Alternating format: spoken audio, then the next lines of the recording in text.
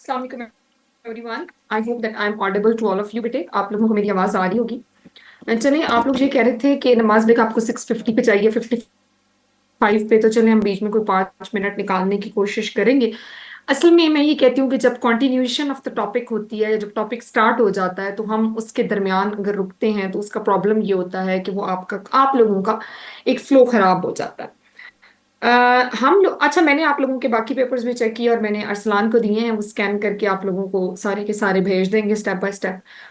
कल हम लोगों ने एक जो चीज देखी थी, एक चीज सीखी थी, आज उसके साथ ही लिंक दूसरी चीज अंडरस्टैंड करने की कोशिश करते हैं। दूसरी जो चीज आज हम अंडरस्टैंड करेंगे ना बच्चे, वो प्राइमरली ये है कि जिसमें हमने ये देखना है। अच्छा, एक चीज अब यहाँ पे आप लोगों ने अपने ज़हन में रखनी है कि आप लोग जब देते हैं रिकमेंडेशंस, तो रिकमेंडेशंस देते हुए आपने किन चीजों का ख्याल रखना होता है। यहाँ पे आप लोगों का एक सवाल जिसमें कि आपने पाकिस्तान यूएस के रिलेशन की बात की कि पाकिस्तान और यूएस के रिलेशन को आप कैसे बेहतर कर सकते हैं, आप उसको कैसे इम्प्रूव कर सकते हैं, वहां पे चीजें कैसे बेहतर हो सकती हैं इन वन वे और अदर। तो बेटा, रिकमेंडेशन के लिए एक चीज अपने जेहन में रखें कि आप जब भी कोई रिकमेंडेशन दें तो रिकमेंडेशन के लिए लाजमी है कि वो एक्शनेबल होनी चाहिए। अच्छा, अब एक्शनेबल क्या होता है या एक्शनेबल से हमारी क्या मुराद है, या व्हाट इज मेंट बाय, कि इसमें आपने अब एक फार्मूला अपने जेहन में रखना है कि आपने जो सजेशन दी है, इस सजेशन को अचीव करने का मैकेनिज्म ऑफ एक्शन आपने देना है। फॉर एग्जाम्पल, जर्नल एक लिए मैन एग्जाम्पल, हमने ये देखा कि भाई बहुत ज्यादा टेम्परेचर ज्यादा हो रहा है, गर्मी आ गई है। आप ये कह रहे हैं कि रिकमेंडेशंस आप दे रहे हैं कि इस मौसम के साथ हमने अगर कोप अप करना है और इस मौसम के साथ अगर हमने लड़ना है तो हमें क्या करना पड़ेगा, प्लांटेशन करनी पड़ेगी, हमें ट्री लगाने पड़ेंगे, हमें रीफोरेस्टेशन करनी पड़ेगी। अच्छा, अब एक तरीका यहाँ पे सीख लें, और यही चीज आपने अगर ऐसे में भी रिफ्लेक्ट कर दी तो इंशाल्लाह आपको कभी कोई फेल नहीं करेगा। कि अब देखें, एक बंदा कहता है रिकमेंडेशंस में रीफोरेस्टेशन, दरख्त लगाए।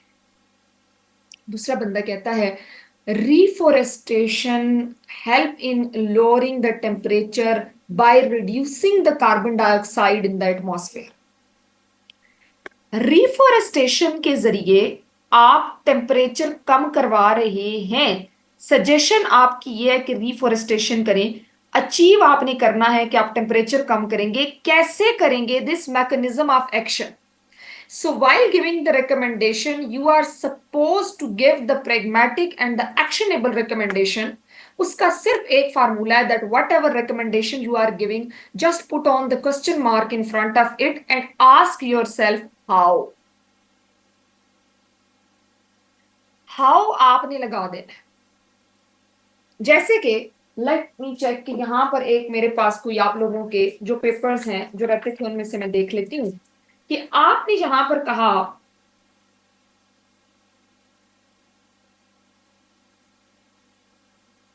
Strengthen border security. अब यहां पे आप कह रहे हैं स्ट्रेंथन करें बॉर्डर सिक्योरिटी को। अब इसके आगे आप क्वेश्चन मार्क लगाएं हाउ। ये बॉर्डर सिक्योरिटी स्ट्रेंथन होगी कैसे, तरीकाकार क्या है। आपकी रिकमेंडेशन बाकी लोगों से इस तरह डिफरेंट होगी कि उस रिकमेंडेशन के अंदर mechanism of action, actionable part दिया हुआ होगा।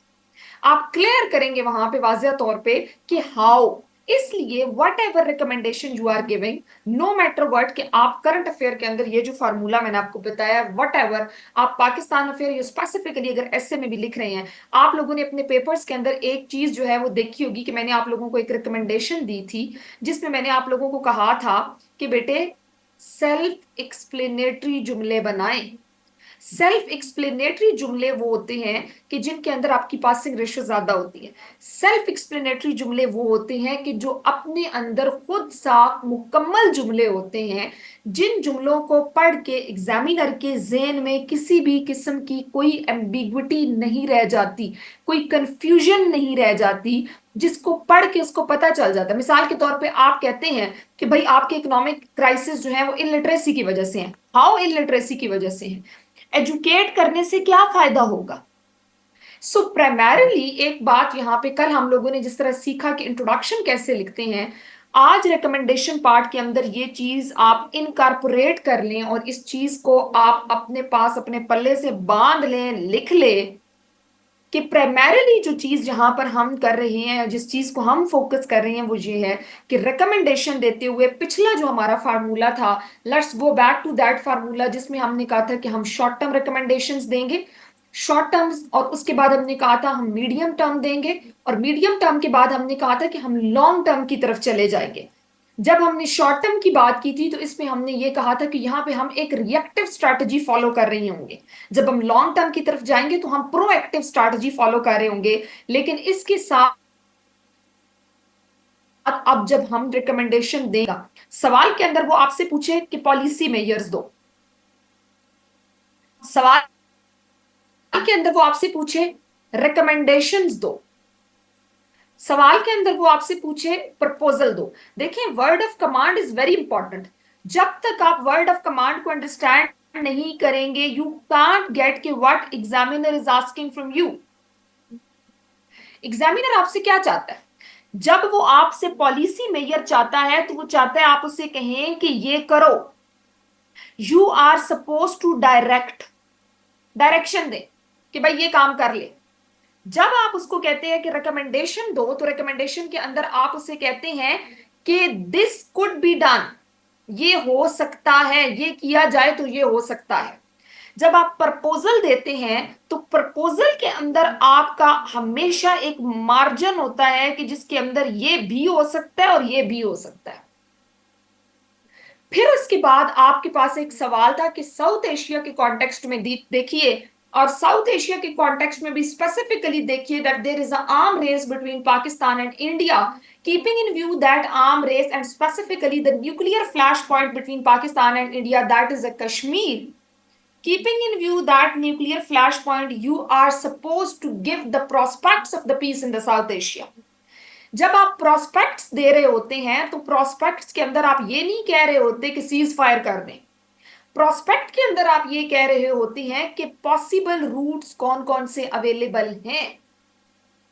इसमें आप इस तरीके से बात करते हैं कि प्रोस्पेक्ट आपका एक प्रोस्पेक्ट है इकोनॉमी, आपके इकोनॉमिक टाइज किस तरीके से हो सकते हैं, how the trade between the two state can strengthen the economic prospect and that prospect can be cached in the near future. हम कहते हैं कि आपका डिप्लोमेटिक प्रोस्पेक्ट हम किस तरीके से इसमें अचीव कर सकते हैं। तो जब हम प्रोस्पेक्ट्स की बात कर रहे होते हैं तो we are looking for the possibilities, and when we are talking about the recommendations, then we are normally aligning those prospects with the recommendation that how by following these recommendation you can achieve those possible prospects. Is it clear to everyone? ये चीज समझ आ गई है? ये हमारा जो एक series हमने स्टार्ट की है at the start of the topic, that is about the paper attempting techniques. वो जो आप कहते हैं कि पेपर हमने कैसे अटेम्प्ट करना है, how to hit the bull eye, उसमें हमने कल जो चीज सीखी that was about the introduction writing, and today we have discuss the recommendation part. अब आपने जो रिकमेंडेशंस दी हैं आप ही के पेपर में से एक एग्जांपल के तौर पे निकालते हैं। फॉर एग्जांपल आपने यहाँ पर जी पाक अफगान के ऊपर एक बात की हुई है और इसमें आपने कहा हुआ है कि long term policies giving part in CPEC. अब giving part in CPEC के आगे हाउ लगाइए कि सी पैक में हम अफगानिस्तान को कौन सा पार्ट दे सकते हैं, कैसे दे सकते हैं। इस तरह आपके अंदर का जो पॉलिसी एक प्रेगमेटिक पॉलिसी मेकर प्राइमरीली कि जिसकी सजेशन इतनी ज्यादा रिफाइन है वो आपके एग्जामिनर को नजर आती है। So you are suppose to do this. समझ आई ये चीज आप लोगों को? दिस इज वेरी इंपॉर्टेंट कि इसको यहाँ पे आपने समझना है और अंडरस्टैंड करना है, और आपने जब रिकमेंडेशंस देनी है तो इसके ऊपर आपने इसकी एलिमेंट की बात करनी है। जो टॉपिक हम नमाज के बाद ही शुरू करते हैं, ये हम पेपर अटेम्प्टिंग की बात करें। हाउ टू गिव रिकमेंडेशंस में बेसिकली मैंने ये आपको ये बताया कि ये this is the part of the series of paper attempting, जिसमें कि हमने कल सीखा था how to write an introduction. Today we are discussing about how to write the recommendations. Recommendation को सेल्फ एक्सप्लेनेटरी, प्रेगमेटिक और फिर हम रेलेवेंट किस तरीके से बना सकते हैं, उसका फार्मूला क्या है, उसका मैंने आप लोगों को एक फार्मूला बताया है। और उसका तरीकाकार मैंने आप लोगों को ये समझाया है कि ये देखिए, इसमें आपने एक सिर्फ काम करना है, और वो काम आपने ये करना है कि दिस इज द कोर्स। ये जो आपकी सजेशन है, इससे आपने अचीव कैसे करना है, उस मैकेनिज्म ऑफ एक्शन को भी लिखिए। और इसका आसान मैंने एग्जांपल आपको ये रिफोरेस्टेशन की दी कि हाउ लगाइए अपनी बात के आगे, तो आपकी चीज जो है वो आपको ज्यादा क्लियर हो जाएगी। जी आयशा। मैम, जिस तरह यस क्वेश्चंस में, आयशा। जी जी मैम, क्वेश्चंस में मेंशन होता है कि I critically can't hear analyze. You. Ma'am, am I audible? Ma'am, am I audible? एक मिनट, मुझे आपकी आवाज नहीं आ रही। एक मिनट, शायद ये माइक बंद है। मैम, ये एम आई मेरा ऑडिबल? लैपटॉप नहीं, आपके सर का, इसलिए जी। अब बोले, वो माइक बंद था। मैम, अभी जिस तरह क्वेश्चंस होते हैं, बोले प्लीज बोले। क्वेश्चंस में मेंशन होता है कि क्रिटिकली एनालाइज। तो मैम, मैं यहाँ मुझे कंफ्यूजन होती है कि जब भी वर्ड क्रिटिकली एनालाइज आता है तो उस कॉन्टेक्स्ट में उसके स्फेयर में कौन कौन सी चीजें इंक्लूड होती हैं? मुझे उससे रिलेटेड कौन सा मवाद पढ़ना चाहिए, चाहे वो अखबार में है या किसी भी बुक में है? तो मेरे देखिए, नजदीक मुझे यहाँ पे क्रिटिकल एनालिसिस और प्रॉब्लम है। एनालिसिस जो है, मैं आपको बताऊंगी how to write a critical analysis, जो हाउ टू राइट एनालिसिस के ऊपर जब हम बात करेंगे, तो प्राइमरली उसमें आपको ज्यादा चीजें क्लियर हो जाएंगी। जब आप क्रिटिकली एनालाइज कर रहे होते हैं, तो वहां पे आपसे एक्सपेक्ट किया जाता है कि आप एक अपना एनालिसिस भी उसमें बिल्ड करते हैं, और उसमें आप positive and negative both sides को देख रहे होते हैं, और फिर आप चीजों को रिफ्लेक्ट कर रहे होते हैं। लेकिन अब यहाँ पे आपकी अपनी दी हुई सजेशन का मतलब ये नहीं होता कि आपने वो सजेशन दे दी, ये बात याद रखिएगा। आपकी अपनी दी हुई सजेशन भी किसी रिफाइन ऑथर या राइटर की होती है। ठीक है जी। अच्छा, 5 मिनट की आप लोगों के पास ब्रेक है। We are going to start Indo Pacific. आज हम इंडो पैसिफिक पे बात करने जा रहे हैं। इंडो पैसिफिक की राइवलरीज को देखने जा रहे हैं, वर्ल्ड मैप को समझने जा रहे हैं। वर्ल्ड मैप पे होने वाले कौन कौन से मसले हैं, परेशानियां हैं, उनको ट्रेस डाउन करने जा रहे हैं। यहां से हम देखने जा रहे हैं कि चीजें किस तरीके से हैं, कैसे हैं, और फिर ultimately step by step, one on one unfold करेंगे कि इंडो पैसिफिक का region is why so much important. And then उससे हम ट्रांसेंड करते हुए ऑकस एंड क्वाड की तरफ आएंगे। You have 5 minutes, please be quick. Excuse me ma'am. जी। मैम, जी ये जो बोले। आपने तीन बताए, पॉलिसी मेजर्स, रिकमेंडेशंस और प्रपोजल, उसमें वो जो डिफरेंस है मेन, वो क्लियर नहीं हुआ, आप काइंडली रिपीट कर देंगे? डिफरेंस ये है कि जब आपने देना है, तो जब आप पॉलिसी मेजर्स की बात करेंगे, तो आप डायरेक्ट करेंगे कि आप ये करें, you are suppose to do this. जब आप पॉलिसी के बाद हम ये बात करें, रिकमेंडेशन की बात करेंगे, तो आप कहेंगे कि ये हो सकता है। तो जब आप प्रपोजल देते हैं, तो उसमें आप कहते हैं कि ये भी हो सकता है और ये भी हो सकता है, यानी कि प्राइमरीली थोड़ा सा डिफरेंस होता है, चीजें सेम होती हैं। पेपर में नॉर्मली आपसे रिकमेंडेशन ही पूछी जाती है। मैम, एनालिसिस और रिकमेंडेशन बोथ आर सेम? नहीं, एनालिसिस डिफरेंट चीज है। एनालिसिस के अंदर और क्रिटिकल एनालिसिस का डिफरेंस हम पढ़ेंगे।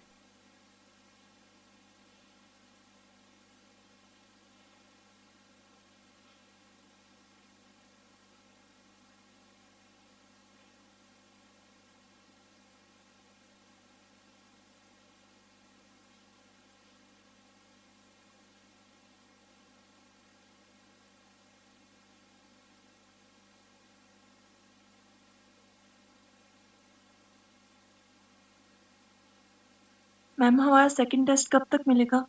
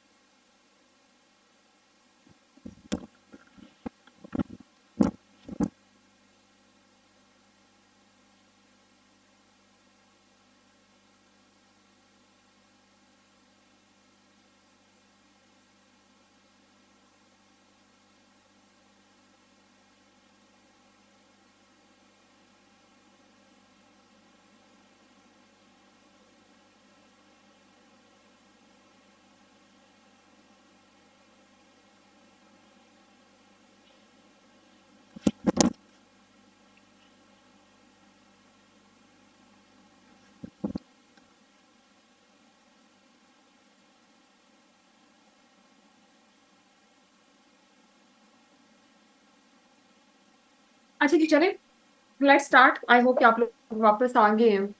देखिए, इंडो पैसिफिक को समझने से पहले, सब चीजों को अंडरस्टैंड करने से पहले, यहाँ पे हम वर्ल्ड मैप को थोड़ा सा अंडरस्टैंड करते हैं। और ये जो quest of the world power है, दुनिया के ऊपर रूल करने का जो एक ख्वाहिश है, ग्रेट अमेरिका, ग्रेट रशिया, हमने देखते हैं कि हर कोई इस दौड़ में है कि मैं आगे आऊं। ये आप मैप देखें, इस मैप के अंदर यहाँ पे आपको यूनाइटेड स्टेट ऑफ अमेरिका देखने को मिलता है। यहाँ पे अगर आप इसको देखें, यूनाइटेड स्टेट ऑफ अमेरिका से जब हम इधर आते हैं प्राइमरीली, तो United state of America, Argentina, इसको आप एक साइड पे कर देते हैं। दूसरी तरफ आप आए तो यहाँ पे आपको दरमियान में अटलांटिक ओशन देखने को मिलता है। ये आपका रशिया है, यहाँ पे सारे का सारा रशिया है, और रशिया के नीचे करके यहाँ पे चाइना है। इधर आप देखें तो ये आपका इंडिया और पाकिस्तान है, यहाँ पे आपके मिडल ईस्टर्न कंट्रीज हैं, और यहाँ पे नीचे करके ऑस्ट्रेलिया है। ये आपका इंडियन ओशन है, और ये आपका पैसिफिक ओशन। इस इंडियन ओशन और इस पैसिफिक ओशन के मिलाप को इंडो पैसिफिक रीजन कहा जाता है। और इस इंडो पैसिफिक रीजन के अंदर क्या झगड़े हैं, क्या लड़ाइयां हैं, क्या रौले हैं, उसको हम देखते हैं। लेकिन सबसे पहले, लड़ाइयां क्या हैं, कैसे हैं, दुनिया के अंदर कौन से झगड़े हैं? यहां पे बेटे सबसे पहली चीज अगर आप समझें, तो इधर आपने इस मैप को हमने समझने से पहले या बाइफरकेट करने से पहले, लड़ाइयां कहां कहां पे हैं, हम ये देखते हैं कि चोक पॉइंट्स कौन कौन से। चोकिंग हो जाती है ना, गले में कोई चीज फंस जाना, वो कौन से चौक पॉइंट्स हैं, वो कौन से की एरियाज हैं कि जहां पे जंग हो रही है, जहां की पावर मुझे चाहिए, मुझे चाहिए, मुझे चाहिए का एक शोर है। कहां पे वो क्वेस्ट ऑफ द हेजमनी, मैं सिकंदर, मैं बादशाह, और क्यों, वो जगह ही क्यों, कोई और जगह क्यों नहीं? इसको समझते हैं, अंडरस्टैंड करते हैं।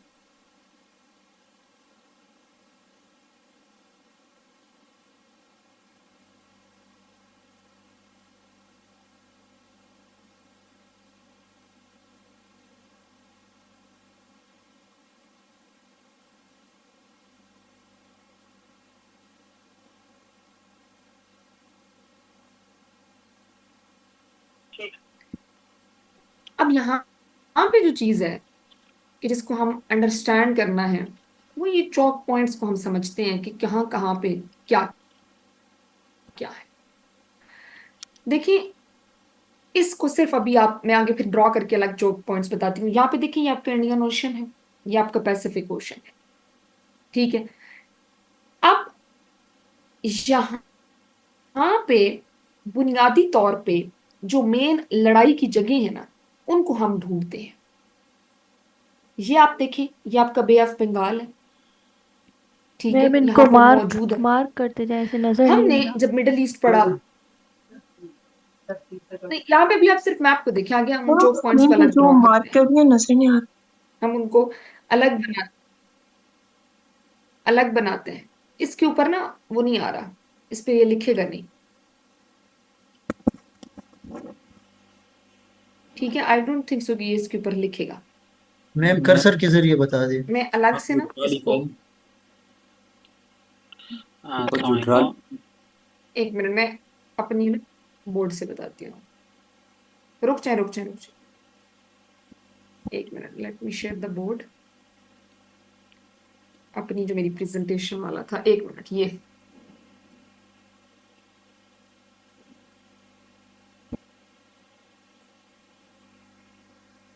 अच्छा, यहाँ पे बेटा जो चोक पॉइंट्स है ना दुनिया के, उनको हम अंडरस्टैंड करते हैं और उसको देखते हैं कि कहाँ कहाँ पे चोकिंग हुई हुई है, कहाँ कहाँ पे लड़ाइयाँ चल रही हैं।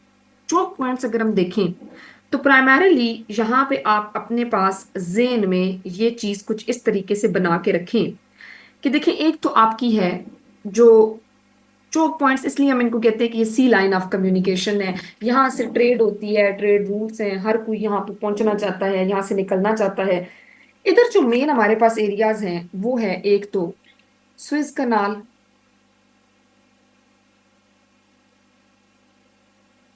स्विस कनाल के बाद दूसरा है बाबुल मंदिप।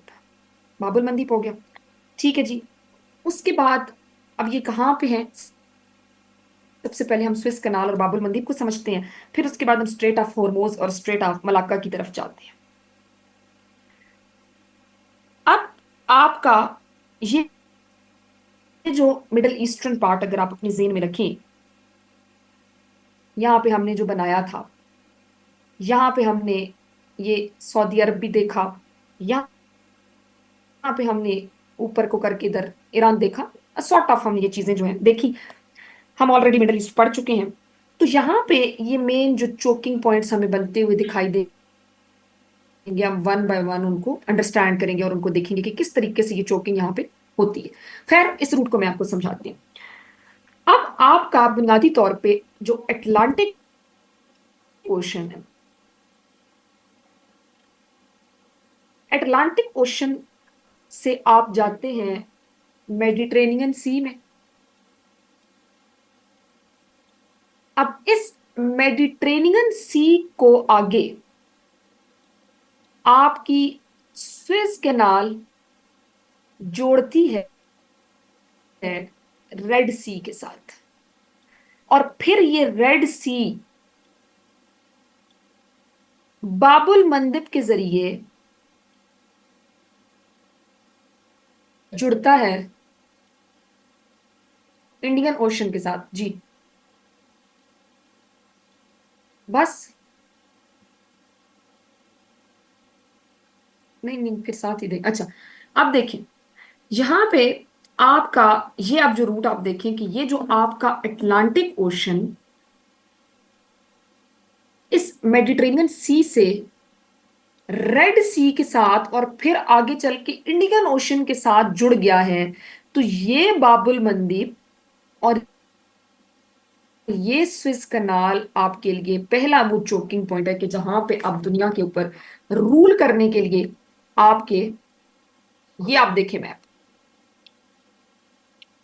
अब इस मैप को आप देखें और यहां से आपको अंडरस्टैंडिंग होगी कि प्राइमरीली ये आपका ये अटलांटिक ओशन, ये जिसको आप नॉर्थ अटलांटिक, साउथ अटलांटिक, यहाँ पे आप बेटा इसको ये देखिए, ये वाला इसका कर्सर शायद नजर आए, एक मिनट में इसको ना जूम कर लेती हूँ। अब ठीक है, अब यस जूम मैम। हुआ, ठीक है ना, देखिए अब ये देखें कि ये अटलांटिक इधर मेडिटेरेनियन के पास आया। अब ये मेडिटेरेनियन से बेटा यहाँ पे ये जो मेडिटेरेनियन सी जो है ये आपके रेड सी से जाके जुड़ा है। तो ये आपका पहला चोकिंग पॉइंट है यहाँ पे, जिसको हम कहते हैं स्विस कनाल। ठीक है, ये समझ आया आपको, पहला चोकिंग पॉइंट। फिर उस रेड सी से जब आप निकले हैं और इस रेड सी से जब आपने इस इंडियन ओशन में आना है ना, तो ये बाबुल मंदीप से आएंगे आप। एक मिनट जी, जस्ट गिव मी 1 मिनट, एक मिनट बेटा मुझे देखें।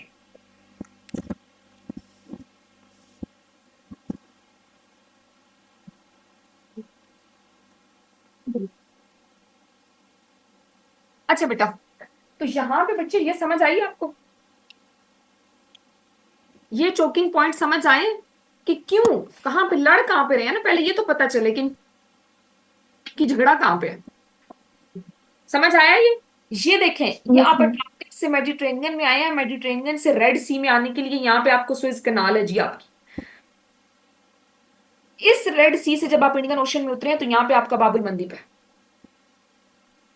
अब दो इसको जो मुमालिक है उनके दरमियान की एक छोटी सी गली आप समझे, वो गली उनके दरमियान से गुजरती है जो बड़े समंदरों को जोड़ती है। अब एक समंदर में अमेरिका ने अपनी 2-3 करोड़ डॉलर की इन्वेस्टमेंट भेजने के लिए यहाँ पे ऑस्ट्रेलिया को इधर से चला दिया। सबसे छोटा रूट है ना, यहां से अमेरिका अटलांटिक ओशन से मेडिटेरेनियन रेड सी से होता हुआ ये ऑस्ट्रेलिया पहुंच गया। यहाँ पे सारी आगे आपकी ये यूरोप की मार्केट, यहाँ पे ये अफगानिस्तान पाकिस्तान की मिडल ईस्ट। अगर वो यहाँ से नीचे से गुजारता हुआ आएगा तो यहाँ पे तो जाहिर बात है हालात को खास ठीक नहीं है। ये वो मुल्क हैं कि जहाँ पे जंगें छिड़ी हुई हैं, पायरेसी हो सकती है। तो समझ आई कि अमेरिका के लिए ये बड़े इंपॉर्टेंस रखते हैं, क्योंकि भाई उसकी तो मईशत इस पे बैठी हुई है और उसी मईशत के सर पे तो वर्ल्ड पावर है। क्लियर? ये चीज समझ आ गई? आगे चलते हैं।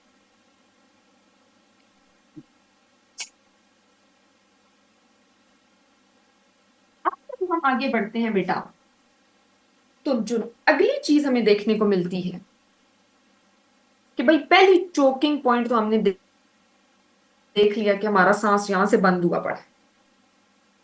अगला चोकिंग पॉइंट कौन सा है? अगला बॉटल नेक कौन सा है? अगली लड़ाई कहां पे है? अगली लड़ाई है स्ट्रेट ऑफ हॉर्मोज पे।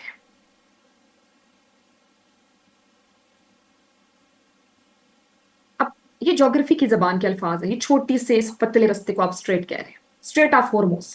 क्यों? मैम टॉपिक का क्यों नेम बता दे। बेटा हम वर्ल्ड ऑर्डर को समझने की कोशिश कर रही हैं और हम इंडो पैसिफिक की तरफ जाएंगे। हमारा मेन टॉपिक पर्शियन गल्फ है आपका। इस पर्शियन गल्फ को ये स्टेट ऑफ हॉर्मोज मिलाती है इंडियन ओशन के साथ। तो भाई ये भी बड़ा इंपॉर्टेंट है हमारे लिए।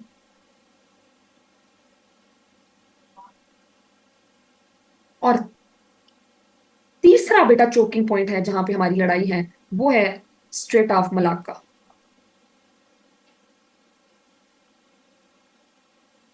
और वो कहां पे है? आपके पैसिफिक ओशन से आपके इंडियन ओशन को मिलाती है। यहां पे साउथ चाइना सी भी आएगा, ठीक है, उसको छोड़ दें। आपका स्ट्रेट ऑफ मलाक्का आपके पैसिफिक ओशन को इंडियन ओशन से मिला रही है। Let's go back to the map. तो भाई यहां से तो दुनिया कनेक्ट हो गई ना, स्ट्रेट ऑफ मलाक्का से, स्ट्रेट ऑफ हॉर्मोज से, स्विज कनाल से, बाबुल मंदीब से।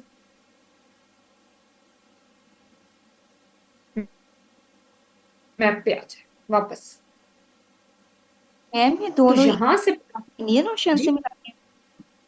जी मैम ये दोनों इंडियन ओशन से मिलाते हैं। ये जो स्ट्रेट ऑफ हम्म हॉर्मस है ये भी इंडियन ओशन जी से मिलाती है और वो जो straight straight of straight Malacca है ऑफ वो भी इंडियन हॉर्मोज ओशन अब से। आपकी है ना यहाँ पे। ये आपकी स्ट्रेट ऑफ हॉर्मोज जो है, ये आपके जी इस पर्शियन गल्फ को ये इंडियन ओशन के साथ मिला रही है। और आपकी स्ट्रेट ऑफ मलाक्का जो है वो बुनियादी तौर पे आपके पैसिफिक ओशन को इंडियन ओशन के साथ मिला रही है। तो यहां पे फिर लड़ना बनता है ना, लड़ाई ना करें तो क्या करें? हम दुनिया के साथ कनेक्ट हो रहे हैं ना। लेकिन किस तरह कनेक्शन बन जाता है? ये आपका पैसिफिक आपके इंडियन से मिल गया, आपका अटलांटिक आपके इंडियन से मिल गया, आप रेड सी से मिल गए, आप अरेबियन सी से मिल गए, मेडिटेरेनियन से मिल गए। आप जब इंडियन ओशन में पहुंच गए तो यहां से बुनियादी तौर पे और इसी मेडिटेरेनियन से फिर आप ब्लैक सी की तरफ भी जा सकते हैं। तो फिर जो इन चोक पॉइंट्स को रूल करेगा, जो इनका बादशाह होगा, वो तो दुनिया का बादशाह होगा ना। ये बात समझ आई आपको? तो पहली चीज बेटा ये समझें कि ये हमारे चोकिंग पॉइंट्स कौन कौन से हैं, और फिर हम देखेंगे कि इन चोकिंग पॉइंट्स में हमारी लड़ाइयां कौन कौन सी हैं।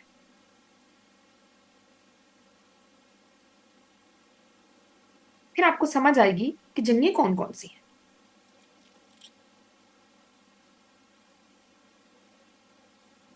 अब इंडियन ओशन, इंडियन ओशन की लड़ाइयां कौन सी हैं, पैसिफिक की कौन सी हैं, इंडो पैसिफिक की स्पेसिफिकली कौन सी हैं, वो बात की बात है। लेकिन पहले हमने ये ब्रॉडर चीज देखी।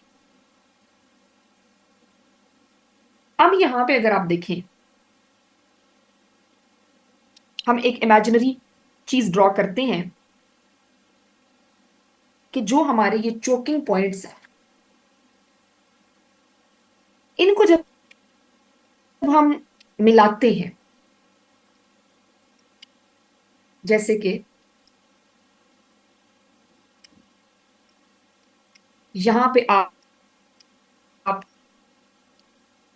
स्विस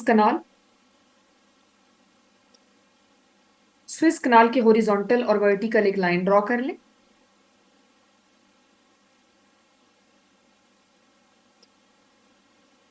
इसके ऑपोजिट्स भी लाइन ड्रॉ कर लें, और यहां पे करके आपकी है स्ट्रेट ऑफ मलाक्का।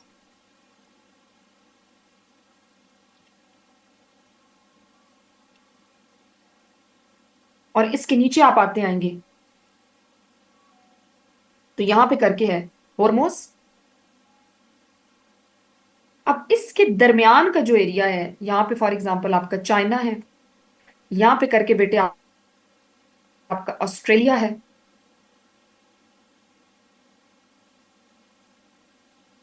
यहां पे करके इधर लिबिया और आगे के मुल्क हैं, और यहां पे करके आपका अफ्रीका है। इसके दरमियान को हमने कह दिया कि हमने मार्क कर दिया इस खित्ते को, इस जगह को, इस एरिया को, कि ये हमारा इंडियन ओशन है। हमने अपने समझने के लिए बनाया, ये कहीं पे मौजूद नहीं है दुनिया में। अब इधर लड़ाइयां कौन कौन सी हैं, हॉट स्पॉट्स यहाँ पे कौन कौन से हैं? सबसे पहला हॉट स्पॉट तो पाकिस्तान और इंडिया है।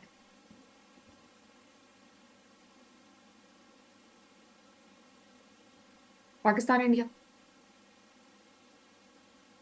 सऊदी अरब, ईरान, सी पैक, BRI, आपका म्यांमार, ये सारी यहां के झगड़े हैं। तो ये झगड़े जो वो लोग कर रहे थे पीछे, उसमें एक तरफ था अमेरिका, एक तरफ था रशिया। तो इसका मतलब है वो इस जगह के झगड़े से जगह के झगड़े के पीछे इंडियन ओशन था, और उस इंडियन ओशन के पीछे ये चोकिंग पॉइंट्स थे।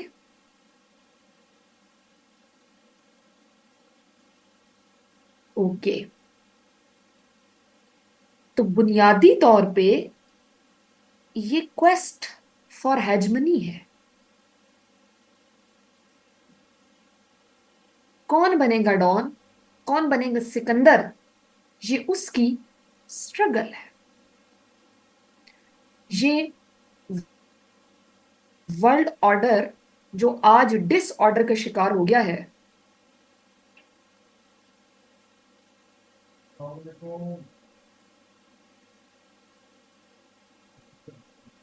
समझ आइए चीज।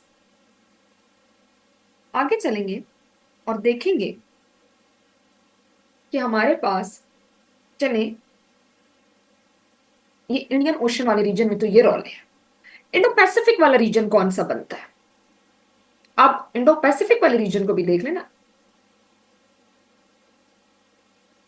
ये अब आपको इंडियन ओशन वाला यहां पे समझ आया? एक मिनट में इसको थोड़ा इस तरफ करूं। ये हमने ये एरिया ड्रॉ किया। जी मैम। जी जी, ये मैम, इधर बेटा, ये स्ट्रेट ऑफ यहाँ पे इस मलाका। कर्सर को देखो,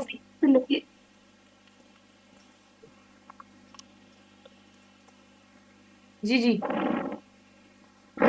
ma'am, strait of Malacca Indian Ocean को किसके साथ मिलाती है? पैसिफिक के साथ। मैम, आप मैप पैसिफिक पे मार्क कर सकती प्लीज? पैसिफिक से आप ईस्ट साउथ चाइना सी के साथ मिलते हैं, ईस्ट चाइना से साउथ चाइना, साउथ चाइना से इंडियन ओशन। ठीक है, थैंक यू। मैम ये, सलामकुम। जी जी, मैम ये PDF जो है ना एडिटेबल है, काइंडली ऊपर से इसको एडिट करवा सकते हैं? इस पर लाइन आ सकती है, ड्रा हो सकती है, ये दिस। Thank you. ये मैंने बोला, ये ऑस्ट्रेलिया से आप शुरू हुए, यहाँ से हम यहाँ पे चाइना के पास आए, चाइना से हम इधर ये यहाँ, और यहाँ से हम इधर अफ्रीका तक जब आए तो इसको हमने कहा इंडियन ओशन। ठीक है। और इस इंडियन ओशन के फिर हमने कुछ झगड़े देखे, जिसमें कि ये पहला झगड़ा है पाकिस्तान और इंडिया का।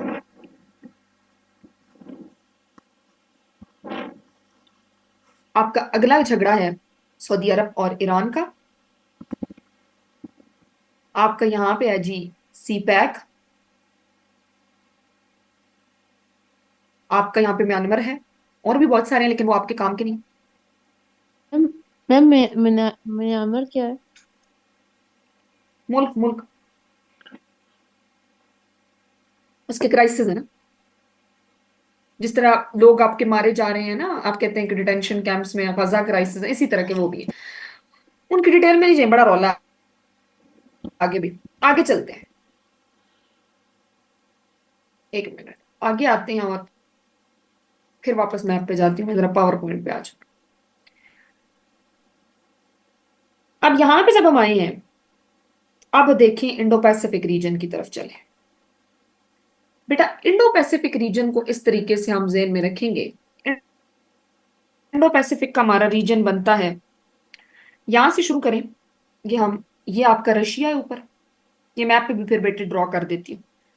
ये आप रशिया से नीचे हैं, इसके हॉरिजॉन्टल लाइन ड्रॉ करें, इसके वर्टिकल लाइन ड्रॉ करें। ये आपका न्यूजीलैंड बैठा हुआ है सबसे नीचे। ठीक है। अब ये आपका सारे का सारा इंडो पैसिफिक का रीजन बन जाता है। ठीक है जी। इस इंडो पैसिफिक के रीजन के अंदर यहां पे अब आपके जो हॉट स्पॉट्स हैं, जो आपके इश्यूज हैं, उसमें फिर आपका पाक इंडिया, आपका ऑकस, आपका क्वाड, आपका जी एससीओ की ऑर्गेनाइजेशंस, आपके आसियान कंट्री, आपके सार्क साउथ एशियन एसोसिएशन, या अपनी सारी ऑर्गेनाइजेशंस इंशाल्लाह पढ़ेंगे। ये सारे का सारा मामला फिर यहां पे आ जाता है। इसके अंदर फिर आपका साउथ चाइना सी,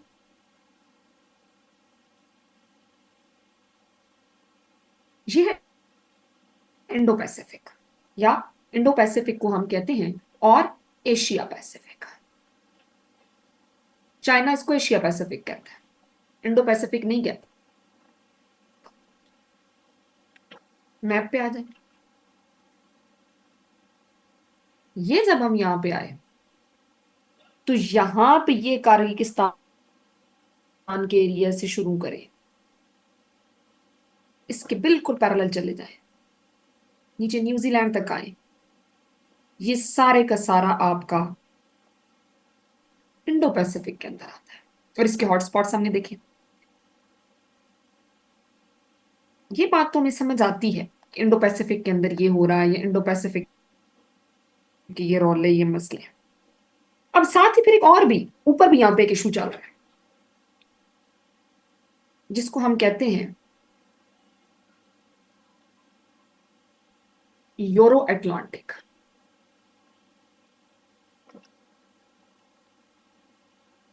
यूरो अटलांटिक के कॉन्टेक्स्ट में जब हम बात करते हैं बेटे, तो यहां पे अब आपने जो दो चार चीजें जेन में रखनी है। यूरो अटलांटिक के अंदर यहां पे आप देखते हैं कि आपका यूएसए है और मैक्सिको है, यहाँ पे कनाडा है वगैरह। उधर से आप ये यहां से जब आप ऊपर जाते हैं, ये आपका ग्रीनलैंड वाला एरिया, ये उसके सामने आप जब फिनलैंड, और फिनलैंड से नीचे आते आते यहाँ पे आपका ये रशिया यूक्रेन सब कुछ, ये जो क्राइसिस हमने पड़े, आपकी स्विस कैनाल, ये सब कुछ आपका आता है यूरो अटलांटिक। यूरो अटलांटिक की लड़ाइयां हैं यूक्रेन और रशिया की। यूरो अटलांटिक की लड़ाइयां हैं नेटो की। यूरो अटलांटिक की लड़ाइयां हैं B3W की।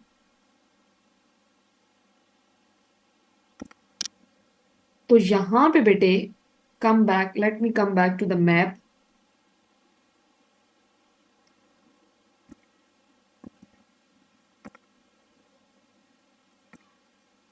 ये यहां से जब हम शुरू करते हैं ये ना यूएसए, ये कनाडा वगैरह वगैरह, यहां से जब आप इधर से,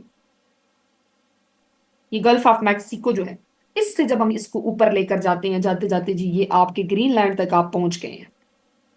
इसके बिल्कुल सामने आप आए और आप ये फिनलैंड पहुंच गए हैं।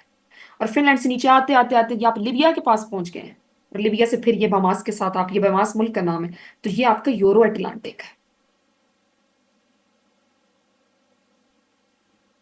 ये जर्मनी, ये आयरलैंड, इनको हम यूरोप की कंट्रीज कहते हैं। इसकी अपनी लड़ाई है। तो ये नहीं कि यहां आके हमने ये झगड़े देखे हैं। अब ज्यादा लड़ाई कहां पे है? ये सारा जो झगड़ा है, इसकी जड़ कहां पे है? जिसको आप कहते हैं असेस टू वार्म वाटर का जो रोल है। वार्म वाटर थ्योरी क्या है? तो ये बेटे देखिए, ये आपका नॉर्थ अमेरिका, ठीक है। ये मैप होता है ना, तो ये नॉर्थ होता है, ये साउथ होता है। ये आपका साउथ अमेरिका नीचे वाला। यहां पे जब आप आते हैं, ये सारे कंट्रीज, ये आपका अफ्रीका है, ये आपका यूरोप है, ये आपका रशिया और आपके कार्स कंट्रीज हैं, ये ताजिकिस्तान, कजाकिस्तान वगैरह, ये ऑस्ट्रेलिया है। अब यहां पे क्या है, इसको आप देखिए और समझें कि यहां पे प्राइमरीली जो चीज है वो ये है, जिसको हम कहते हैं कि वार्म वाटर असेस या रिंग ऑफ वार्म वाटर की बात करते हैं। तो प्राइमरीली अब ये जो आपका एशिया है, यहां पे जो आपका ये मिडिल ईस्ट है, पहला पॉइंट ये है। इस मिडिल ईस्ट के अंदर आपका पर्शियन गल्फ आता है। दूसरा आपका एशिया है। एशिया से आप नीचे उतरते हैं तो आपका साउथ चाइना सी है, जहां पे सबसे ज्यादा मिनरल्स हैं, हम साउथ चाइना सी पढ़ेंगे। और यहां से आते आते जब आप आते हैं नॉर्थ अमेरिकन साइड पे, या नॉर्थ ईस्टर्न, सॉरी, अफ्रीका की साइड पे, तो ये सारा जो रिंग है, यहां पे रोले हैं। इसको हम कहते हैं warm water theory, access to warm water. Russia हमेशा से जी उसका क्वेस्ट है कि वो वार्म वाटर्स तक जाना चाहता है।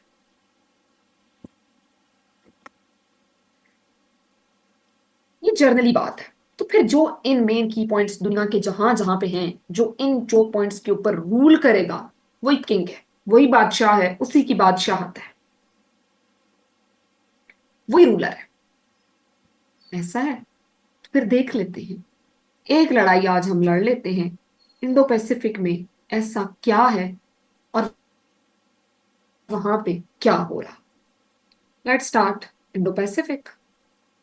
उससे पहले जो मैंने आपको बताया, ये हैं वो की पॉइंट्स दुनिया के, जहां पे हम लड़ाई देख रहे हैं, जहां पे हम क्वेस्ट फॉर वर्ल्ड पावर देख रहे हैं। कौन रूल करेगा इनको? वही सिकंदर है, उसी की वही वर्ल्ड पावर है। और इसकी बुनियादी वजह क्या है कि ये वो दुनिया के मेन की पॉइंट्स हैं जो दुनिया को कनेक्ट करते हैं।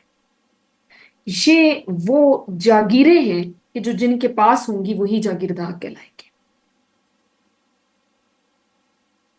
एक मिनट मुझे दें, हम स्टार्ट करते हैं। Just give me one.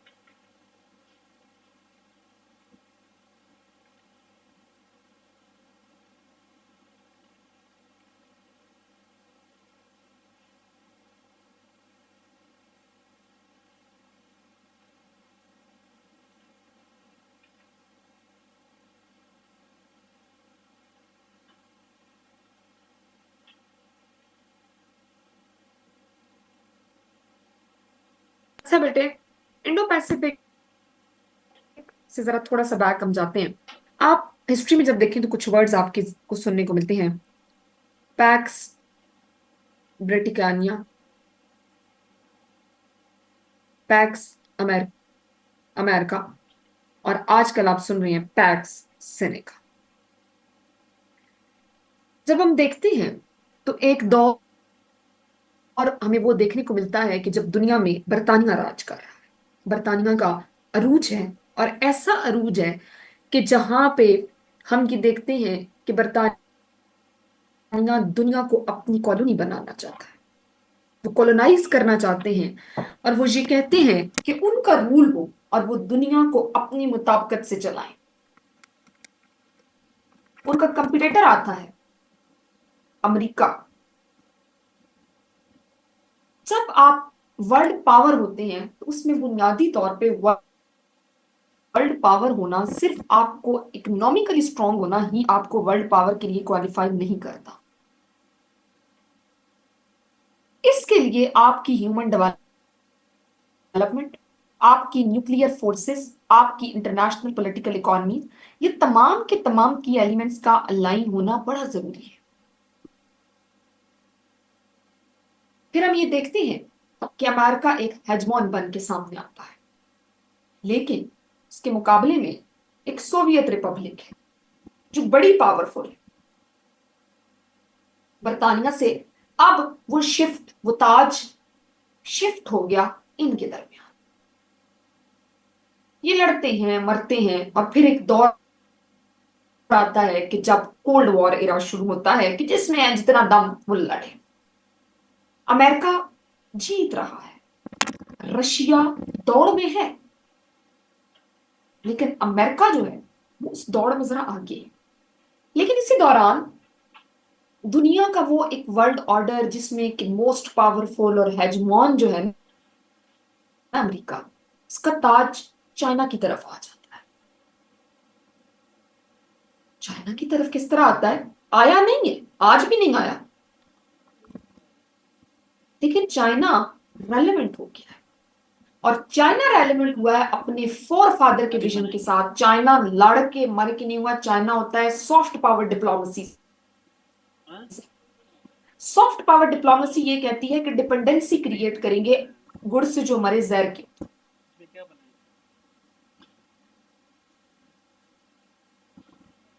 अब क्या होता है हमारे पास इंडो पैसिफिक के अंदर आज जो मेन कंपटीटर्स हैं वो यूएस और चाइना है, क्योंकि जिसके पास इस एरिया की कमान होगी, जो इस इंडो पैसिफिक को रूल करेगा, हेजमॉन तो फिर वही होगा ना। चाइना का इन्फ्लुएंस बढ़ रहा है, और रिसेंटली एक नया टॉपिक ऐड हो गया। मसला ये है, हम उसको भी इंशाल्लाह करेंगे, यूएस से चाइना ट्रेड वॉर।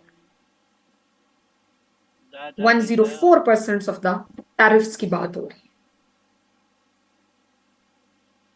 चाइना को यूएस कर्टेल करने की कोशिश कर रहा है, जाहिर बात है, और वो कंटेन करेगा, क्योंकि हम जब इंटरनेशनल रिलेशन में चीजों को देखते हैं और पढ़ते हैं तो इसमें यह नहीं होता कि आप कबूतर की तरह आंखें बंद कर लेते हैं। इसमें आपको हालात को मद्देनजर रखना होता है, इसमें आपको सिचुएशनल एनालिसिस करना होता है, इसमें आपने अपने बॉर्डर्स को भी स्ट्रेंथन करना होता है, और आपने हमतन तैयार रहना होता है कि कहीं से भी अगर आपके ऊपर अटैक आता है तो आप उसके लिए वेल प्रिपेयर्ड है या नहीं है। इंटरनेशनल रिलेशन के अंदर किसी भी अपने से स्ट्रॉन्ग स्टेट से या अपनी राइवल स्टेट से ये एक्सपेक्ट करना कि that will not attack on you because you are not attacking is just like that you are looking toward the lion and thinking that lion will not eat you because you can't eat the lion. So that is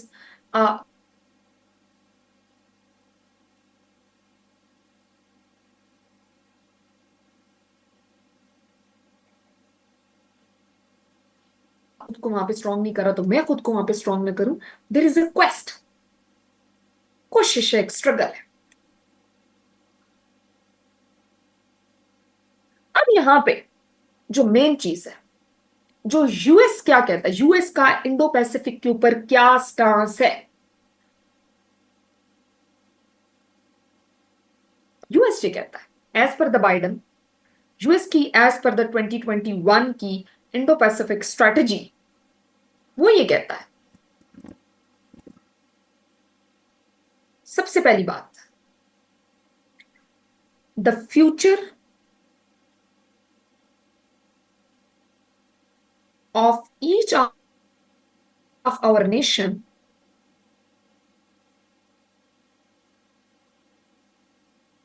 each of our nation, America on the behalf of all बात कर रहा है। इस tone को आप समझिएगा कि हम तमाम जो कौमी अक़वाम है, मैं उनका लंबरदार बन के ये कह रहा हूं कि हमारा जो फ्यूचर है, future of each of the nation of our world, जो हमारी दुनिया में मौजूद है, वो डिपेंड्स करता है ऑन आ फ्री, आजाद, न तुम्हारा न मेरा, ओके, फ्री एंड ओपन, सबके लिए ओपन। आपका वहां से फ्लीट गुजरेगा, बैरी बेड़ा, आपका जहाज गुजरेगा, आपका कोई तेल का जो है वो टैंक गुजरेगा, गुजरे।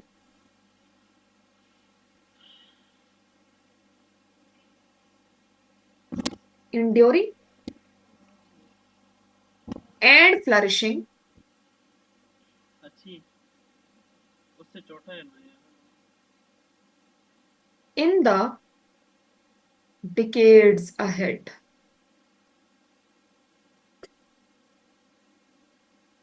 अब ये है यूएस की, कि वो कहते हैं कि हम सब की बका इसमें है, इंडो पैसिफिक आजाद हो। अब ये चीज उनके खुद पे अप्लाई नहीं होती, इसका यह मतलब नहीं है कि वो इंडो पैसिफिक में इंजीनियरिंग नहीं कर रहे या वो इंडो पैसिफिक का कंट्रोल हासिल नहीं कर रहे, लेकिन वो कह रहे हैं कि इंडो पैसिफिक फ्री हो, ओपन हो सबके लिए। अब ये जो अगली बात है ना कि इस खित्ते की फ्लरिशिंग हो, तो जब फ्लरिशिंग हो तो इसका मतलब ये है कि जहां पे भी बात होगी फ्लरिश करने की, ग्रो करने की, आगे बढ़ने की, तो भाई हम तो मदद के लिए मौजूद है ना वहां पे, हम थोड़ी ना काबिज होने के लिए। हम तो इंडो पैसिफिक को फ्लरिश कराना चाहते हैं, हम तो वहां के हालात को बेहतर करना चाहते हैं, हम तो वहां पे चीजों को स्ट्रेंथन करना चाहते हैं, हम तो वहां पे मॉडर्नाइज करना चाहते हैं। चाइना कहता है मैं पागल हूं, बच्चा समझा हुआ है। तुम लोग यहाँ पे आके अपनी फौजें उतार दो, तुम लोग यहाँ पे आके अपनी टैंक उतार दो, तुम लोग यहाँ पे आके अपनी मशीनरी इंस्टॉल कर दो और कहते रहो कि हम तो इंडो पैसिफिक को फ्लरिश कर रहे हैं, और मैं बैठा देखते रहूं कि चलो जी भाई बड़े अच्छे लोग हैं, मैं यहाँ पे आके इंडो पैसिफिक को फ्लरिश कर रहे हैं, और फ्लरिश करते करते करते तुम इंडो से पैसिफिक को कि चाइना को आके कंटेन कर लो। चाइना जो अपनी ट्रेड, जो कि मार्केट के अंदर डंप ट्रेड के फिनोमेना के ऊपर है, कि जो कहता है कि फेंको भाई, जिसकी वो पॉलिसी है कि भाई 10 की नहीं बिक रही, 1 की बिक रही है, दे दो, दो, उसका रूट खतरे में डाल दो। तो यहां से एक चीज समझ आती है कि ये मेनली, अब ऐसा नहीं है कि इसमें रशिया मौजूद नहीं है, इसमें ऐसा नहीं है कि आपकी यूरोपियन स्टेट्स मौजूद नहीं है, इसमें ऐसा नहीं है कि आपके मिडल ईस्ट के कोई कंसर्न्स नहीं है, लेकिन मेजरली जो इंडो पैसिफिक है वो इन दो मेजर हेजमॉन एंड हेजमॉन टू बी जो स्टेट्स हैं उनके दरमियान की आपस की क्वेस्ट है। यूएस यहां पे बड़ा डिप्लोमेटिकली बात करता है। इंडो पैसिफिक को एशिया पैसिफिक भी कहा जाता है। चाइना इसको एशिया पैसिफिक कहता है, यूएस इसको इंडो पैसिफिक कहता है। ये इंडो पैसिफिक का वर्ड 2006-7 के अंदर परसीव हुआ, बड़ा पॉपुलराइज हुआ, और इसके अंदर बुनियादी तौर पे आपका इंडियन ओशन रीजन, मैंने अभी आपको पहले मैप दिखाया था कि आप क्लियर हो, प्लस आपका जो वेस्ट साइड का पैसिफिक है ना, पूरा पैसिफिक नहीं, वेस्टर्न साइड का जो पैसिफिक है, याद ना बेटे वो जो मैंने ड्रॉ करवाया था कि यहाँ पे एक पॉइंट लगाएं, ये लगाएं, ये लगाएं, ये इन दोनों को प्लस करें तो बनता है इंडो पैसिफिक। इंडो पैसिफिक के अंदर है क्लियर मार्केट, आपको पता है कि खरीदार कौन है, बेचने वाला कौन है। आपकी एक्सपोर्ट बेस इकोनॉमीज जो मैम है, इंडियन ओशन रीजन वाला ये तो बता दें तो इन आपने दोनों कहा है दोनों। को कंबाइन करें तो इंडो पैसिफिक बनता है। इंडियन ओशन वाला रीजन और वेस्ट साइड जो है ना पैसिफिक ओशन की, इनको जब हम मिलाते हैं तो इंडो पैसिफिक बनता है। मैंने ड्रॉ करके बताया था ना, एक्सपोर्ट बेस जो आपकी इकोनॉमीज है, यहाँ पे आपका स्ट्रेट ऑफ मलाक्का है, ये वो सारी चीजें हैं कि जो आप कह सकते हैं ना कि वो तमाम गुण है कि जो किसी खरीदार को भी मजबूर कर सकते हैं।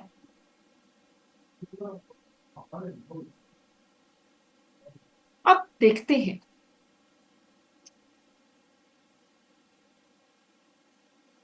कि इसमें चल क्या रहा, कौन सी चीजें हो रही हैं इंडो पैसिफिक के अंदर। पहली और बुनियादी चीज जो हमने डिस्कस की, ये आपका जियोपॉलिटिकल कनेक्शन है बिटवीन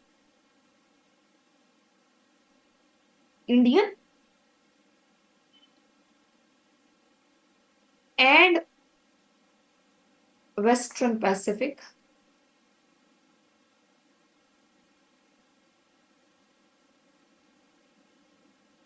और ये जो कनेक्शन है that is both geopolitical and Jio economics, कि ये सिर्फ यहां पे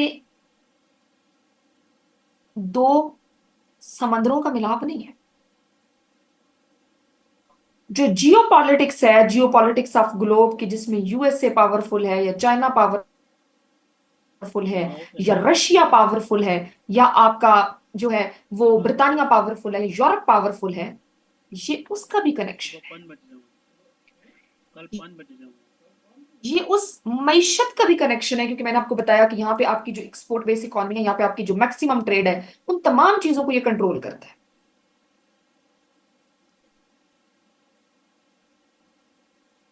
ठीक है, सही है, बात समझ आती है पर दिमाग कि यहाँ पे ये चीज है। आगे बढ़ते हैं जी। क्लास हो रही है? क्यों आपको लगता है कि क्लास नहीं हो रही?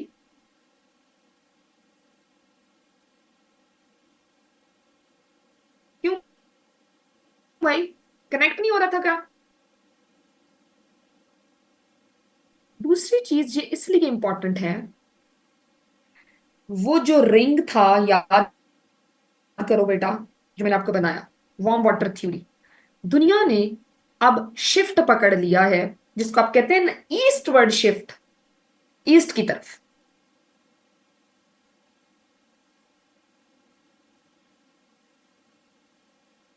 ईस्टवर्ड जो शिफ्ट ऑफ वर्ल्ड है ना, कि दुनिया इस जानिब अब बढ़ रही है ईस्ट की तरफ, तो जो आपका सेंटर ऑफ ग्रेविटी है, ये शिफ्ट हो गया ईस्ट की तरफ। इसलिए आपके सारे के सारे इस ईस्ट को, वो जो वहां पे आपका, जहां पे आपकी स्ट्रेट ऑफ हॉर्मुज भी है, जहां पे आपका जो है वो अफ्रीका को आपने पूरा वो जो हमने सर्कल ड्रॉ किया था, let's get back and look into it, उस पे हमने मैप पे, तो वो तो इधर है। इसलिए भी इंडो पैसिफिक जो है वो हमारे लिए बड़ा इंपॉर्टेंट हो गया। तीसरी चीज इधर इंडिया का इन्फ्लुएंस बढ़ रहा है। तो जो इंडिया का इन्फ्लुएंस पड़ रहा है, इसका मतलब ये है कि इंडिया यूएस जियोपॉलिटिक्स, तो यूएस का इन्फ्लुएंस अल्टीमेटली बढ़ जाएगा, तो चाइना कंटेन करने की कोशिश तो करेगा।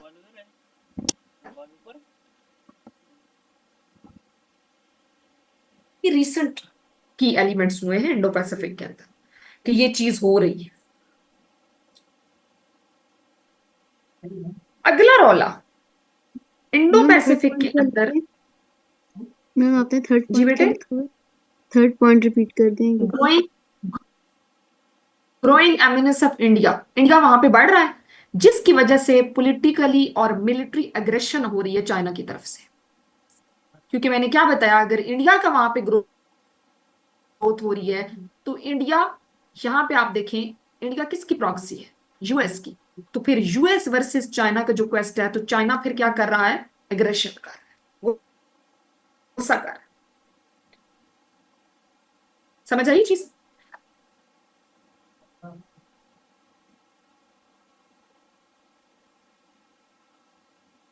ये बात समझ आई आप लोगों को? Yes ma'am. ये कुछ पेपर्स है मेरे पास, कोई 5-7, ये रहते हैं अभी, ये आप लोगों को मिल जाएंगे। ठीक है, इसमें मोहम्मद अमीन है और बाकी कुछ बच्चे, ये कुछ आपको जो क्लास असाइनमेंट्स थी, तो ये आपको मिल जाएंगी। ठीक है, so no need to worry about.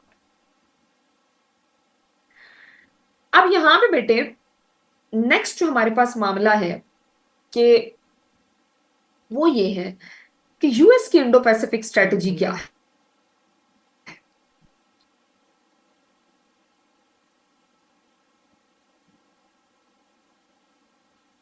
US की Indo Pacific strategy as per their document, उनकी एस्पायरेशंस ये हैं, जिस तरह के पहले उन्होंने कहा free and open Indo Pacific, सबके लिए भाई खोल दो, ओपन हो, वहां पे किसी का कोई कंट्रोल नहीं होना चाहिए। ठीक है, आपकी बात भी सही है जी। कनेक्शंस बनाए within and beyond the region, खित्ते के अंदर, खित्ते के बाहर।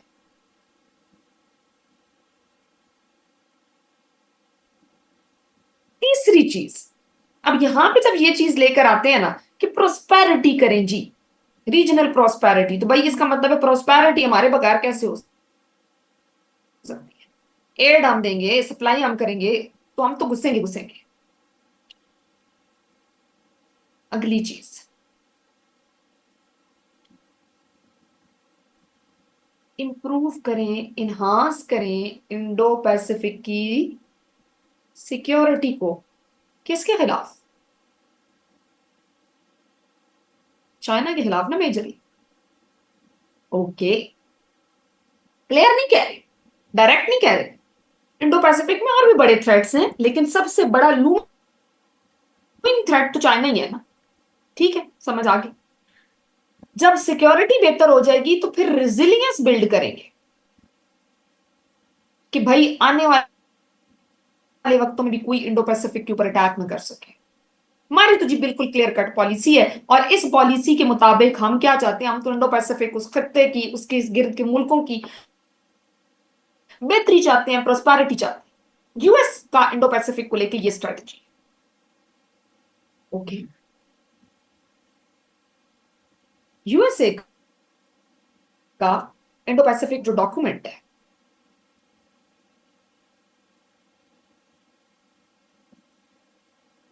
दो 2022,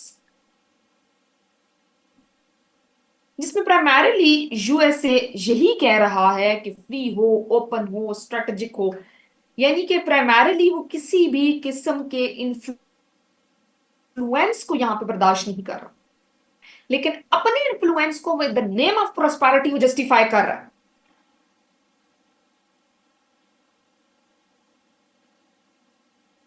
अब ये सब कुछ होगा कैसे? सिक्योरिटी कैसे बिल्ड होगी, रेजिलियंस कैसे होगी, तरीकाकार क्या होगा? ये जनाब कहता है मॉडर्नाइज करें our long standing alliances, जैसे कि हम पढ़ेंगे जी, क्वाड डील हो गई जी, किस किस के दरमियान? किस किस के दरमियान हुई है? इंडिया, जापान, ऑस्ट्रेलिया,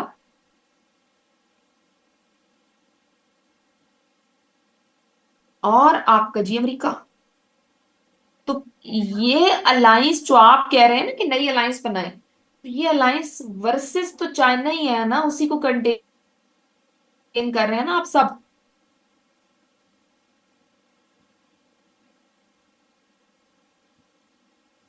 अब दूसरी चीज, स्ट्रेंथन करें न्यू पार्टनरशिप्स को, न्यूजीलैंड को साथ मिला लें, नए ममालिक को भी बीच में लेकर।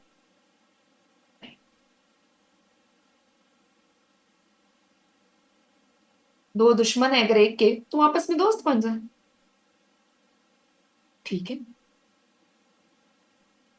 इन्वेस्ट करें रीजनल ऑर्गेनाइजेशंस में। इस खित्ते की जो ऑर्गेनाइजेशंस हैं, आसियान है,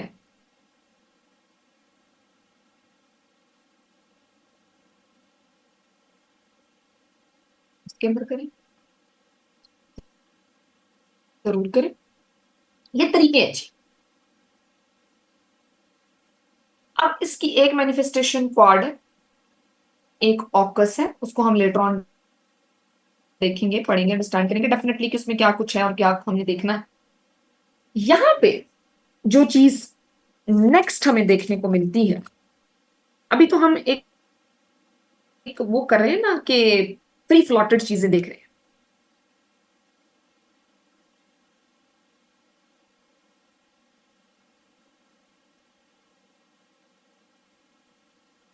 चाइना अब क्या कर रहा है?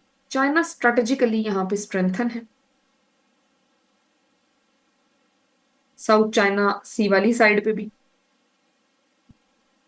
हम पढ़ेंगे इंशाल्लाह। साउथ चाइना सी 9 लाइन क्या है, कैसे है, फलाना फलाना। अब यहां पे जो चीज है, डोनाल्ड ट्रंप की भी ये पॉलिसी है, free and open Indo Pacific. US इसी चीज को प्रीच कर रहा है। चाइना और रशिया जो है, चाइना रशिया एक पेज पे, ये इंडो पैसिफिक को अपोज करते हैं, इसको कहते हैं एशिया पैसिफिक। अब यहां पे चाइना और रशिया ये कहते हैं कि नो फ्री एंड ओपन। इनका ये मानना है, चाइना और रशिया ये कहते हैं कि ना ना, ये ओपन शोपन कुछ नहीं होता, कंट्रोल ट्रेड होनी चाहिए, रेगुलेशन होनी चाहिए, स्टेट रेगुलेटेड।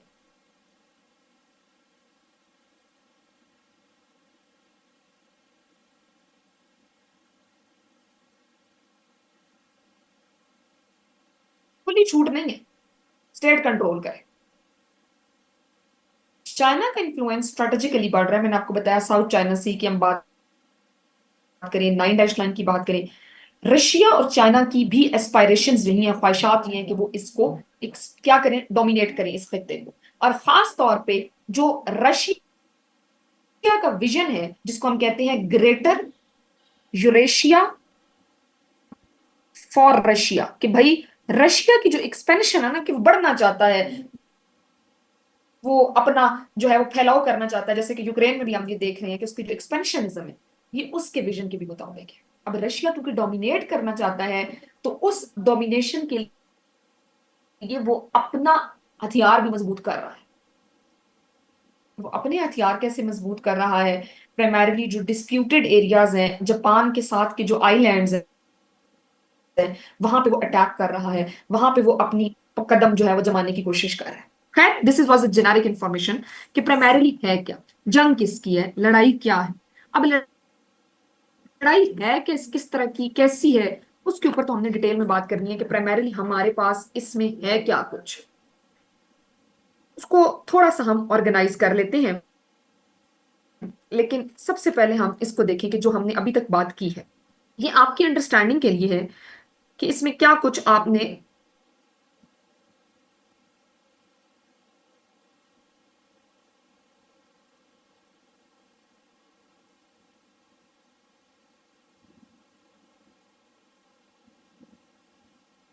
अच्छा जी।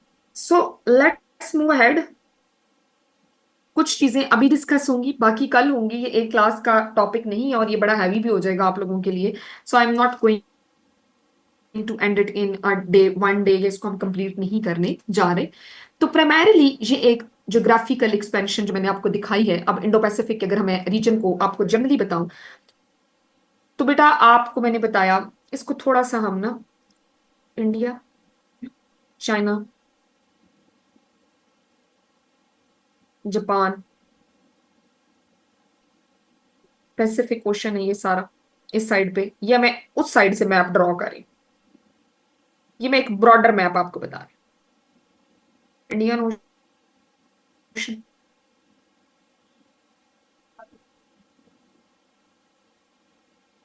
इंडोनेशिया, सबसे नीचे इधर करके ऑस्ट्रेलिया, ये है जी इंडो पैसिफिक का रीजन।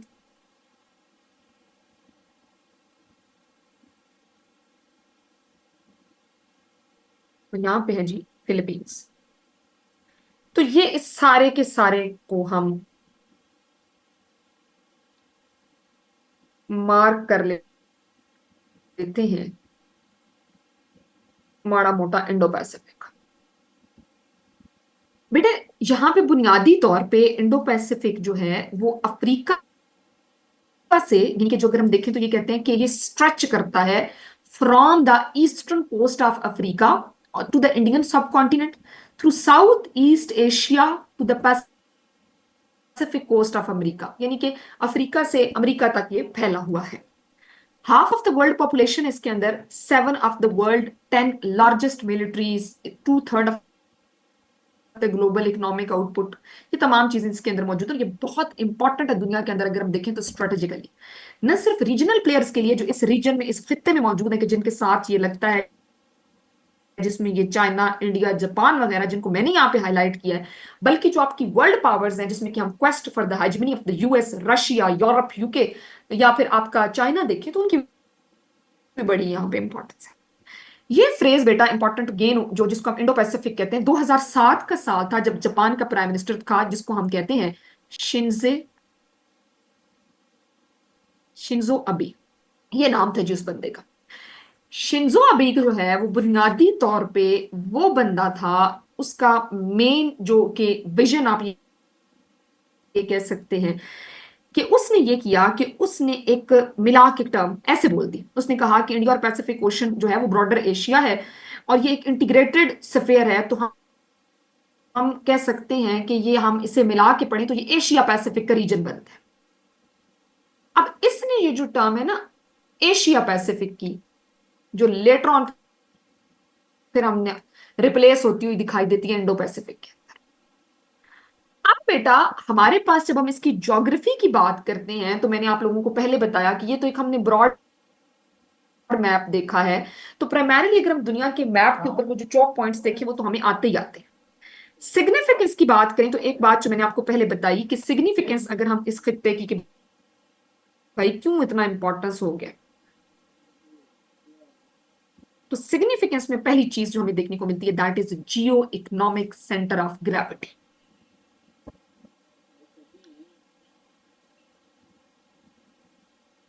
इसका क्या मतलब? इसका सिंपल सा मतलब कि जो हमारी मेन मार्केट्स हैं, जो बूमिंग मार्केट्स हैं, जो ग्रो कर रही हैं, जो आपकी इकोनॉमीज हैं जहां पे एनर्जी डिमांड ज्यादा है, इंडो पैसिफिक रीजन अब सेंट्रल एक्सिस है, वो जो आपकी दुनिया की पूरी ट्रेड हो रही है उसके दरमियान का ये नुक्ता है। जो आपके सी लाइंस ऑफ कम्युनिकेशन है जिनको हम एसएलओज कहते हैं बेटा, sea lines of SLOC sorry communication, तो जो आपके सी लाइन ऑफ कम्युनिकेशन है जिसके अंदर मैंने आपको स्ट्रेट ऑफ मलाका बताया, यहां से आपकी एनर्जी फ्लो, आपकी इंटरनेशनल शिपिंग्स होती है। ये अगर आप देखें ना बच्चे, तो ये स्ट्रेट ऑफ मलाका है, यहां पे ये मलेशिया, यहाँ पे करके सिंगापुर है, ठीक है। ये अगर हम देखें इनके दरमियान और यहां पे करके आगे क्या है, ये आपका इंडियन ओशन है नीचे, यहां से आप मेडिटेरेनियन से होते हुए, और ये आपका पैसिफिक है।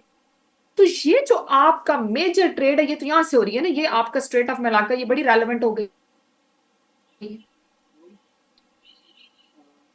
तो पहली चीज है इकोनॉमिक सेंटर ऑफ ग्रेविटी, आपकी मुआश की रीढ़ की हड्डी बन गया ये, क्योंकि दुनिया जो पैसा कमा कमाती है, वो ट्रेड से कमाती है, वो तिजारत से कमाती है, वो बनाती है, वो बेचती है, वो खरीदती है, इसकी बेसिस पे आपकी दुनिया चलती है।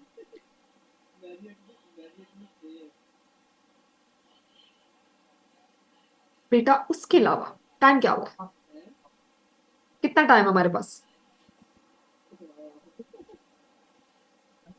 मैम 4 मिनट रहते हैं।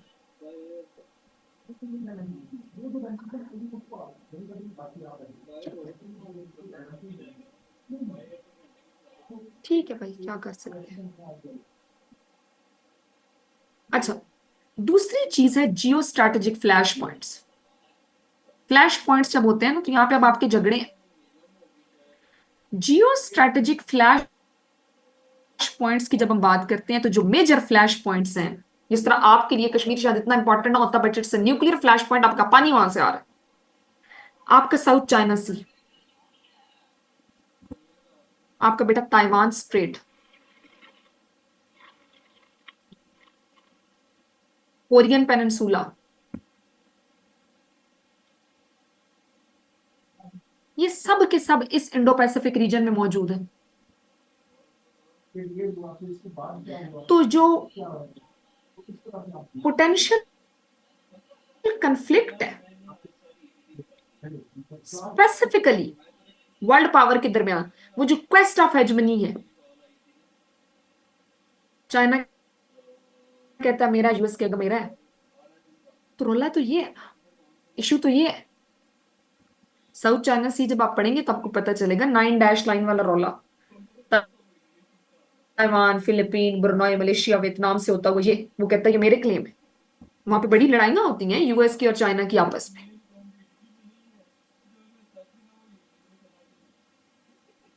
इस तरह यहां पर ये हो रहा है कि मिलिट्री मॉडर्नाइजेशन हो रही है, फौजें अपने आप को मजबूत करें। चाइना और यूएस जैसे जो कंट्रीज हैं वो इन्वेस्ट कर रहे हैं, यहाँ पे नेवल बेसिस बना रहे हैं, regional power India, Japan, Australia अपने डिफेंस मैकेनिज्म को मजबूत कर रहे हैं। तो इसका मतलब है कि यहाँ पे तो कंपटीशन छिड़ गया टेक्नोलॉजी का। तो ये जो टेक्नोलॉजी का कंपटीशन है, तो इंडो पैसिफिक वो साइट है जहां पे टेक्नोलॉजी की राइवलरी चल रही है, साइबर सिक्योरिटी की, इंफ्रास्ट्रक्चर की, डिजिटल गवर्नेंस की। एक रेस है, कौन सेमीकंडक्टर्स की रेस जीतेगा, कौन एआई टूल्स को पहले लेकर आएगा। आप देखते हैं कि आपके चैट जीपीटी के मुकाबले में क्या है। और फिर क्लाइमेट चेंज और एनवायरमेंट सिक्योरिटी। छोटे छोटे जो आइलैंड्स हैं, जो कोस्टल कंट्रीज हैं इंडो पैसिफिक के, वो बड़े वर्नरेबल हैं क्लाइमेट चेंज के। इसलिए माइग्रेशन, डिजास्टर्स, ये इश्यूज जहां पर होने को है, ये सारी चीजें इंडो पैसिफिक को बड़ा रेलेवेंट बना। ये सारी बातें जो मैंने अभी आपको बताई हैं, ये आपकी जियो पॉलिटिक्स और फॉरेन पॉलिसी डिपार्टमेंट ने बताई हैं, जो कि आपका एक न्यूट्रल डिपार्टमेंट है यूएस का, जिसने ये एनालाइज किया। अब इसके अंदर मेजर प्लेयर्स कौन कौन से हैं, क्या कुछ और हो सकता है, इन तमाम की तमाम चीजों के ऊपर हम इंशाल्लाह कल बात करेंगे। That's all for today, and इंशाल्लाह यहीं से कंटिन्यू करेंगे। पहले रिपीट करूंगी, जिन लोगों का आज कुछ मिस हो गया, तो इंशाल्लाह उधर से ही हम आगे लेके चलेंगे। It's very interesting and hopefully कि आप तमाम लोग इसको एंजॉय करेंगे। Looking forward to see you all tomorrow. अल्लाह हाफिज एंड गुड लक।